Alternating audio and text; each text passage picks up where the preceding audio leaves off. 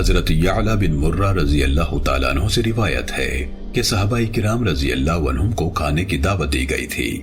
وہ لوگ نبی صلی اللہ علیہ وسلم کے ساتھ وہاں جانے کے لیے روانہ ہوئے۔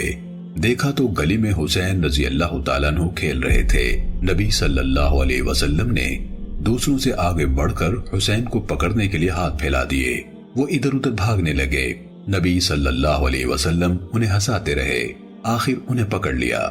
آپ صلی اللہ علیہ وسلم نے اپنا ایک ہاتھ ان کی تھوڑی کے نیچے رکھا اور دوسرا ہاتھ ان کے سر کے پچھلے حصے پر رکھا اور انہیں چوم لیا۔ پھر فرمایا، حسین مجھ سے ہے اور میں حسین سے ہوں۔ جو حسین سے محبت کرے اللہ اس سے محبت کرے، اور حسین اسباط میں سے ایک سبط ہیں۔ سنن ابن ماجہ حدیث نمبر 144۔